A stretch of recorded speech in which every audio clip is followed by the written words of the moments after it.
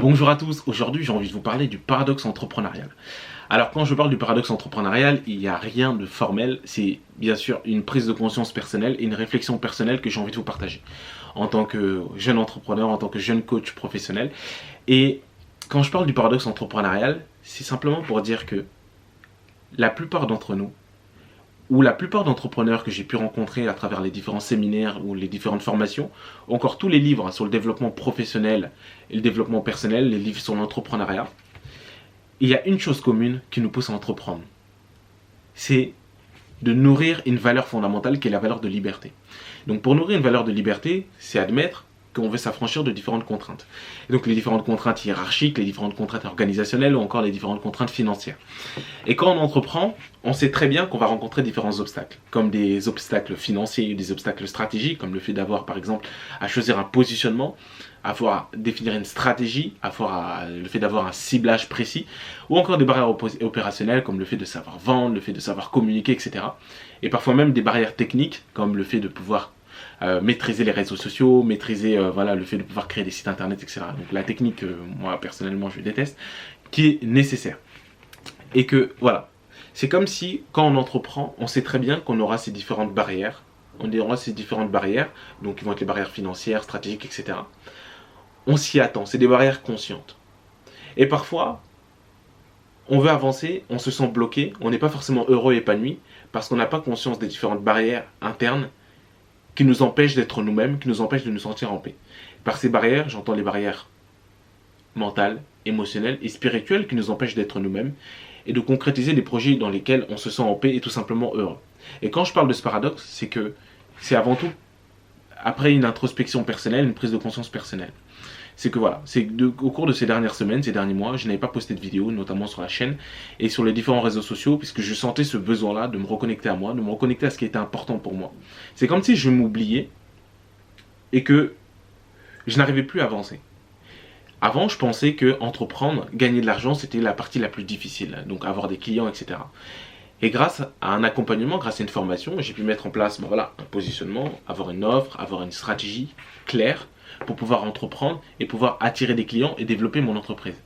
Et je me suis rendu compte que je vivais une période difficile. Et le plus dur dans cette histoire, c'est que là, je parle du paradoxe entrepreneurial en tant qu'entrepreneur, mais j'ai aussi envie de parler en tant que coach, parce que j'ai été certifié coach professionnel par l'Institut de neurosciences appliquées.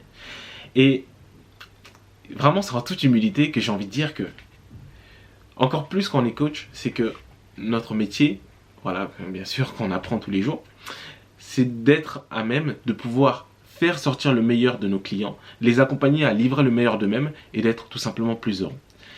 Et moi, dans cette posture-là, j'ai envie de dire que le plus difficile, c'est pas de vivre les moments difficiles, c'est d'admettre qu'on vit des moments difficiles. Parce que, voilà, on peut rencontrer différentes difficultés, mais quand on n'accepte pas que nous, on vit ces moments difficiles, surtout moi, par ma personnalité toujours très joyeuse, etc., avenante, je voulais pas admettre que j'étais dans une situation de crise. C'est-à-dire que j'étais démotivé, j'avais plus d'énergie, j'avais plus envie de faire quelque chose. Et quand je commençais quelque chose, c'est comme si, voilà, donc je vais profiter de cet avion qui est là, je commençais quelque chose, boum, allez, je suis remotivé, je recommence quelque chose, boum, crash. Voilà, tout ça pour dire que je n'arrivais pas à comprendre pourquoi je n'arrivais pas à avancer. Et sans toute humilité, grâce à cette prise de conscience personnelle, j'ai pu me reconnecter à ce qui était important, comme je l'ai dit tout à l'heure, à ce qui était vraiment dans mon cœur, à ce qui était vraiment le fait d'écouter son cœur. C'est comme si, en tant qu'entrepreneur ou voilà, dans différentes sphères de vie, tu conduis un véhicule et tu entends que ton moteur, il fait boum, boum, boum, boum, boum, boum, boum, boum, boum, et tu vois qu'il y a de la fumée. Mais tu continues d'appuyer sur l'accélérateur comme si de rien n'était. Et c'est exactement comme ça qu'on se comporte la plupart du temps. Jusqu'au moment où on va exploser le moteur et on va se retrouver dans une situation de complète... Comment je peux dire ça? On va se retrouver tout simplement dans une phase où on est au plus bas du plus bas. Est-ce qu'on a besoin d'attendre que le moteur explose pour nous remettre en question? Je pense pas. Et c'est pour ça que grâce à cette introspection et différentes prises de conscience que j'ai eues, en toute humilité, j'ai envie de pouvoir continuer de grandir et grandir avec vous et de pouvoir partager tout simplement des clés pour apprendre à mieux vous connaître et d'apprendre des clés pour vous sentir simplement en paix avec vous-même et en paix avec vos projets. Parce que le paradoxe, c'est ça, c'est qu'on entreprend pour devenir libre, et parfois on est esclave de nous-mêmes, parce qu'on entreprend dans des projets avec lesquels on n'est pas aligné, ou du moins connecté à nos valeurs. On entreprend parfois pour nourrir un grand besoin de reconnaissance qui mène parfois à la souffrance, parce qu'on n'a pas guéri certaines blessures émotionnelles, et l'ego prend beaucoup de place parfois dans notre vie, on n'en a pas toujours conscience. Et voilà, je ne sais pas encore concrètement ce que ça va donner, mais c'est vers ça que j'ai envie de tendre, c'est vers ça que j'ai envie de pouvoir grandir aujourd'hui, et j'ai envie de grandir avec vous, de vous partager. Voilà, je n'en dirai pas plus, on se retrouve sur les prochaines vidéos, entre temps, soyez libres, heureux les amis, ciao.